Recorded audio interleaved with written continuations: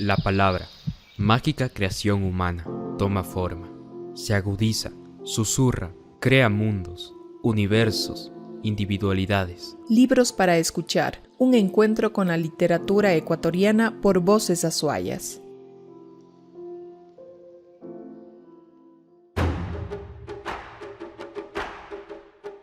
Una idea original de Ana Abad, Quilca Editores. Producción Juan Carlos López y B Comunicación, con el apoyo de Grupo Estrategia 7. El violín de Ingres. Novela escrita por Carlos Vázquez. 12. Al amanecer del otro día.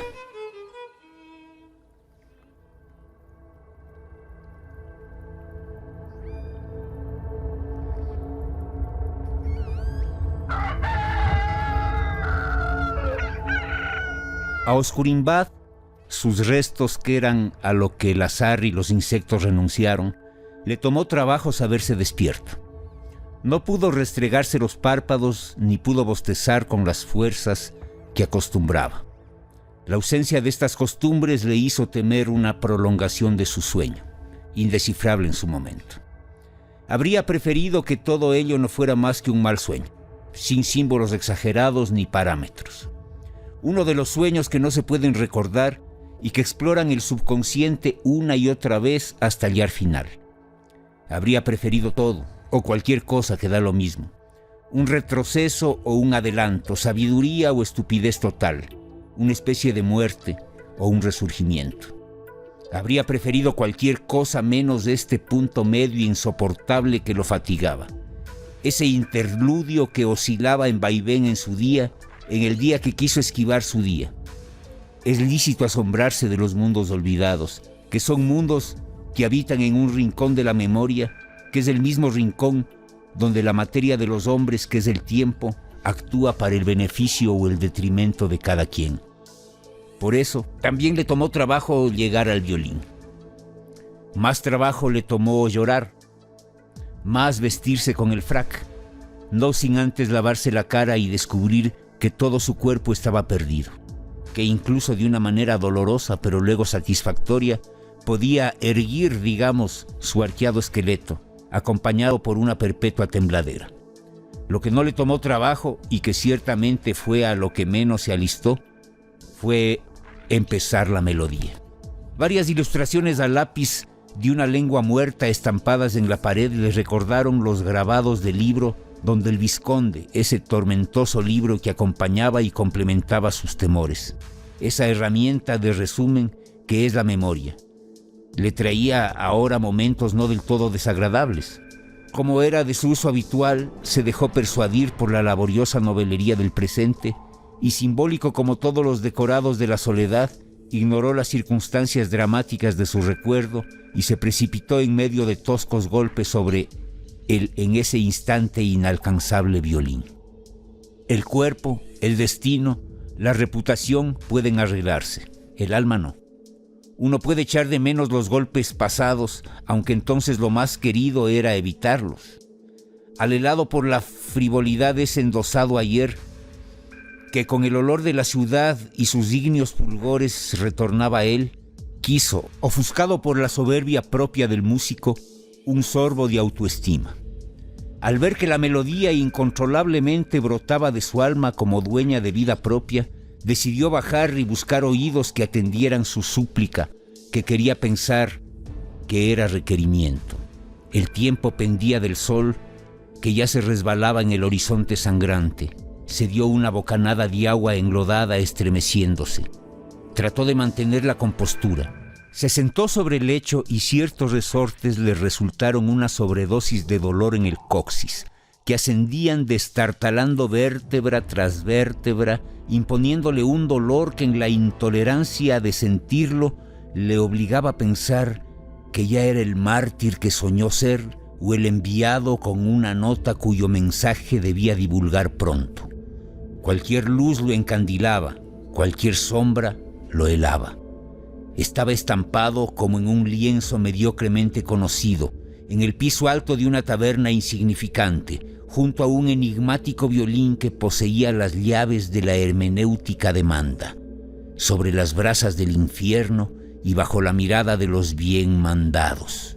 Allí, solo como la luz, en todo lado pero en ninguna parte.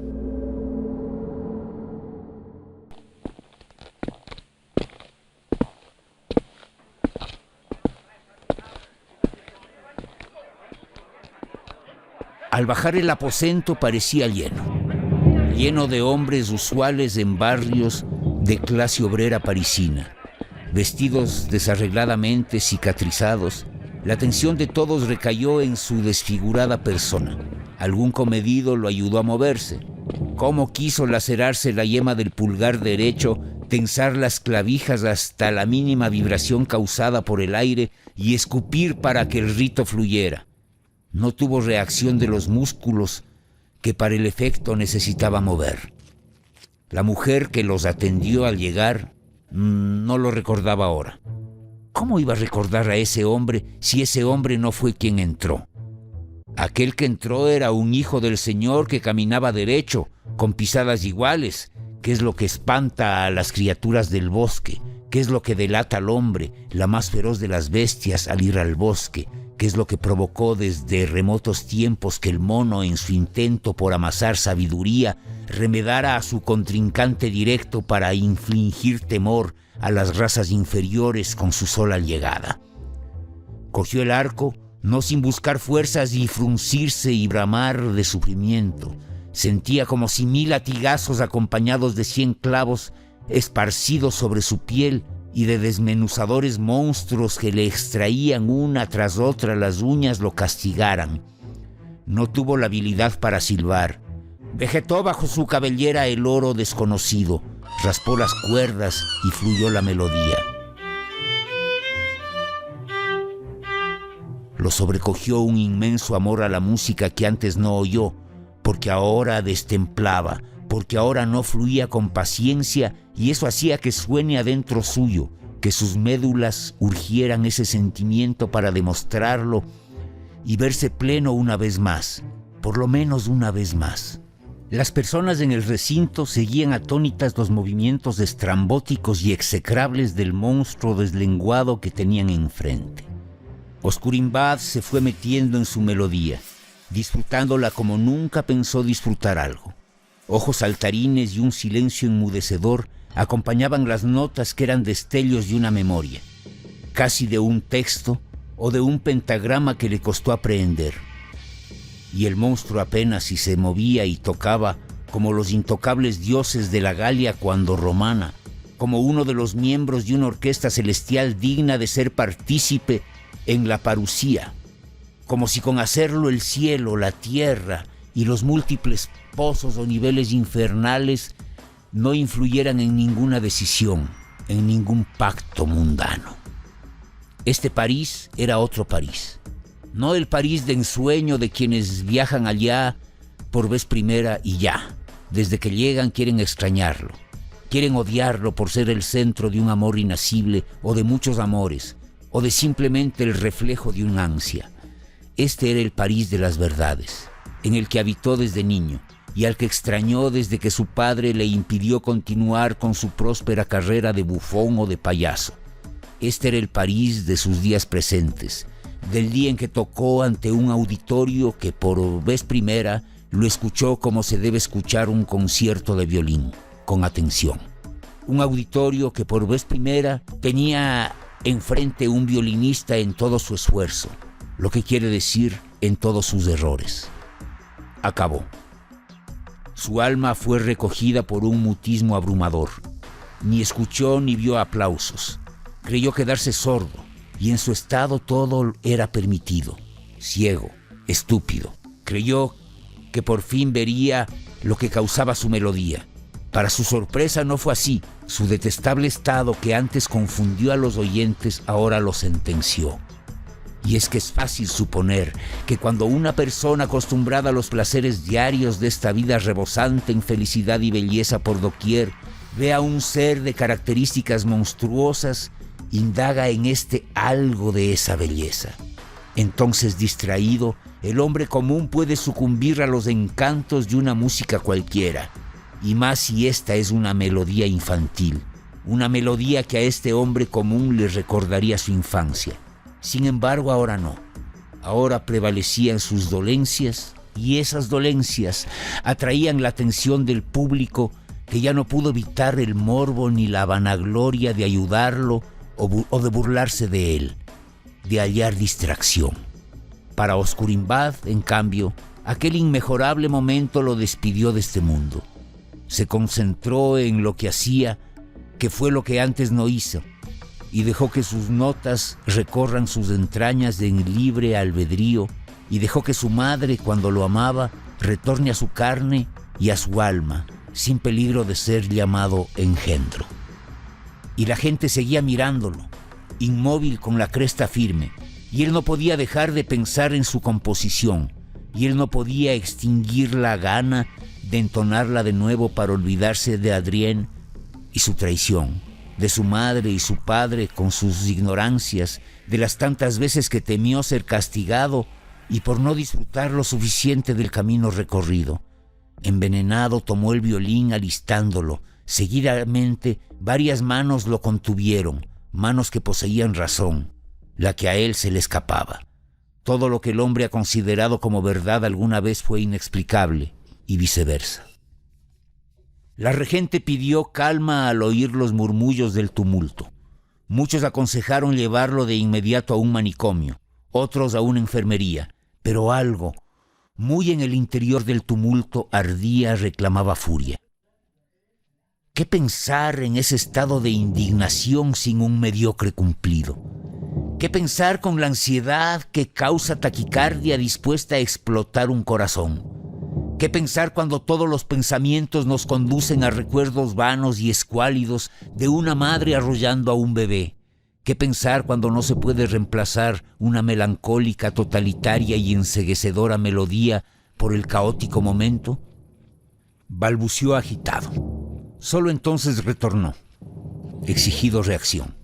Demandaba derrengado el violín. Un hombre desdentado y con animación se lo acercó y se lo arranchó al momento que su dedo lo rozaba. Esta actitud causó risa, risitas sarcásticas y mórbidas, risitas que parecían cuchicheos, mudos ademanes insultantes. Vieron que lo que tenían delante era un juguete, una marioneta, una expresión del vacío, de aquello que, aunque no muere, no está vivo porque no reacciona. El pobre y mísero Oscurinbad había entendido algo mágico, su melodía, esa cosa trivial que la miseria le había legado. Entendió también que los ojos sirven y que la piel duele cuando el alma, un alma cualquiera, aprieta adentro, un alma excitada, engordada por la música, por un sentido de totalidad que esta vez lo poseía y que le infería amor a sí mismo, comprensión a su destino que ya carecía de desdén. Entendió más. Alguien le colocó cuernos, que eran 2 embudos de mimbre. Otro jugó con una alquilada chistera. Algún tercero le escupió. Y la ira y la sarna de todos se expresó sobre el pobre hombre, quien urgía, y lo demostraba, del violín o de un silbido por lo menos. No se podía mover. No tuvo la facilidad, entiéndase como felicidad, de darse muerte como sus víctimas. No era más que una sombra. Fue innegable, no obstante, que lo embargó una alegría infinita. Hubo un tiempo interpuesto que en su estado fue una eternidad y una nulidad. En ese tiempo pasó de todo.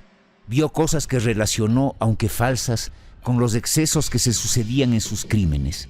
Ya todos ebrios, dejaron escapar su vileza como si la hubiesen tenido atada a sus manos con mantequilla de cerdo, y el gigantesco cielo se preñó de nubes que eran ansia de techo, trayendo el hasta entonces resistido secreto de la muerte. Derrotado, le arrancaron las uñas y las orejas, después cada uno de sus pocos dientes, y le destrozaron la columna vertebral, venida menos a la fuerza. A continuación de intentar enderezarlo, jadeaba con rumor de queja, y eso evidenciaba la oscuridad de su espesa presencia, hasta que no pudo más. El presente se encargó de arreglar sus cuentas con el pasado cumpliendo una venganza ajena. Cuando la Lex Talionis se hizo valer, cuando el asesino Oscurimbad aflojó de un golpe su último aliento.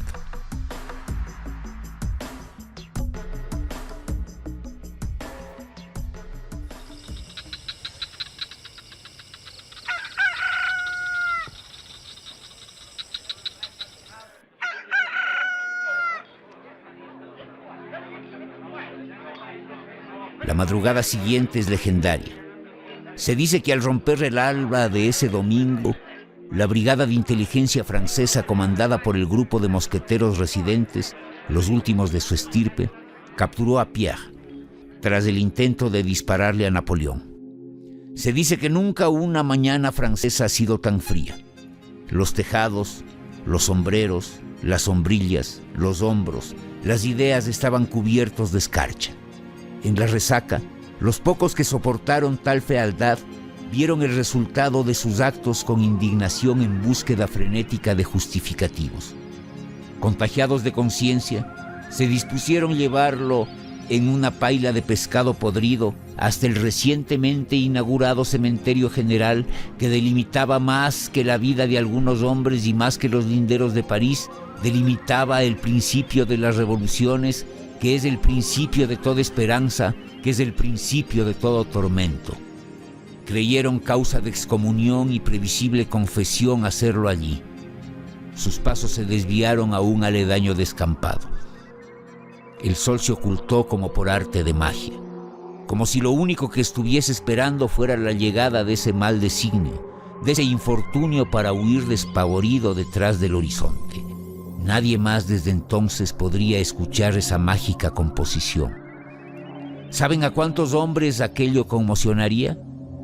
¿Acaso todos estos individuos lo sabían y se nos adelantaron en sapiencia e ingenio, que es el otro nombre de la buenaventura? Sería necesario un recuerdo, pero los pocos que la habían palpado estaban recluidos o a maldiciones o a maldiciones. El sol se ocultó, y eso es lo último que hoy por hoy se puede confirmar. Lo demás quedará en la memoria de un pasado que ilusorio arremeterá en contra de una mentira que, más de vodevil que de empresa útil para el arte y el donaire, facturará su esencia en un porvenir que, como todo porvenir, se debe al momento exacto de la destrucción. Fue enterrado sin pena ni gloria, en una fosa séptica común, en un terreno pantanoso y que visto desde lejos ofrecía el perfil de un precipicio donde se publicaban las entrañas de la excavada y talada tierra junto a algunos montículos de madera y minúsculos y pedregosos cerros que se despeñaban hasta el camino empedrado y que volvían lento el andar de los sepultureros muy cerca de los restos de los gitanos que fueron encontrados desfigurados en un valle cercano y de sus familiares. Cubrieron deliberadamente el sepulcro con troncos, ramillas, paja y rocas, por descreer de talismanes y del énfasis de la pompa. Hay quien jura que su fantasma encanta a los que salen o entran por esa ruta, que toca cada medianoche, que un ruedo de diablillos danza al compás de su melodía.